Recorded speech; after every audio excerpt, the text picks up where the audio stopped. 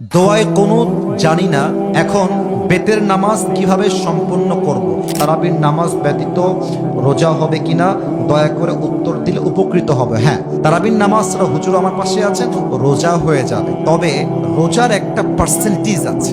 মনে করেন আমি যদি দাড়ি কেটে ফেলি তবুও তো আমি মুসলমান, আবার যদি আমি দাড়ি রাখি তবুও আমি মুসলমান। তবে ক্লাসে যেই ছাত্র 30 নাম্বার পায় আর যেই ছাত্র 90 নাম্বার পায়, যে 30 পায় আর যে 90 পায়, দুইজন কি সমান সমান না পার্থক্য আছে? পার্থক্য আছে। আপনি তারাবির নামাজ না পড়লে আপনার রোজা অসম্পূর্ণ হবে, রোজার সওয়াব কমে যাবে, সিগনিফিকেন্স কমে যাবে, ফজিলত কমে যাবে। এজন্য রোজা যে রাখবে সে অবশ্যই অবশ্যই বেস্ট লেভেল থেকে তারাবির নামাজও আদায় করবে। রাজি আছেন তো সবাই ইনশাআল্লাহ? আল্লাহ তারাবির নামাজ কবুল করুক, পড়েন সবাই আমিন। দোয়ায়ে কুনুত জানি না এখন বেতের নামাজ কিভাবে সম্পন্ন করব। বেতের নামাজের বিধান হচ্ছে এটা হচ্ছে ওয়াজিব নামাজ, আর দোয়ায়ে কুনুতটাও এটা জরুরি বেতের মধ্যে পড়া।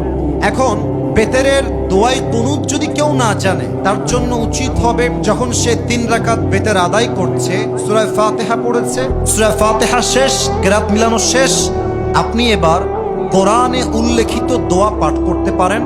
যদি আপনার বেতের যে দোয়া কুনুত এটা যদি আপনার মুখস্থ না থাকে, যেমন আপনি পড়তে পারেন রব্বানা আতিনা ফিদ দুনিয়া হাসানা ওয়া ফিল আখিরাতি হাসানা ওয়া কিনা আযাবান নার, এই দোয়া আপনি পড়তে পারেন।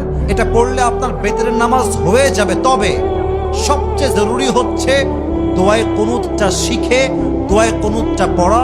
হাদিসে আসছে এটা পড়াই সবচেয়ে উত্তম কাজ। সুবহানাল্লাহ পড়বেন না আপনারা সবাই? অতএব কারো যদি দোয়ায়ে কুনুত মুখস্থ না থাকে, আমার কি মনে হয় জানেন, এখানে অনেক আসামি বসে আছে যাদের দোয়ায়ে কুনুত মুখস্থ নাই। ইভেন এখানে অনেক আসামি এমন আছে যাদের আয়াতুল কুরসিও মুখস্থ নাই।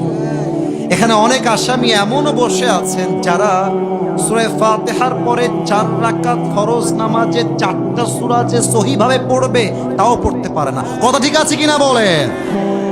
হাত তুলতে কব না রে ভাই, হাত তুলতে করলে সম্মান থাকবে না আমাকে। তবে এটা কোনো হাসির বিষয় না, আফসোসের বিষয়, আফসোসের বিষয়। অনেক যুবকের হিন্দি গান মুখস্থ আছে, বাপরে, হিন্দি গান 200 মুখস্থ। গার্লফ্রেন্ডকে ইমপ্রেস করতে 10টা গান শোনাই ফেলতে পারবে, কোনো সমস্যা নাই, কিন্তু আয়াতুল কুরসি মুখস্থ এখন পর্যন্ত করতে পারে নাই। ঠিক কিনা বলে? দোয়ায়ে কুনুত অবশ্যই আজকে থেকে যাদের মুখস্থ নাই মুখস্থ করবেন। রাজি আছেন তো ইনশাআল্লাহ?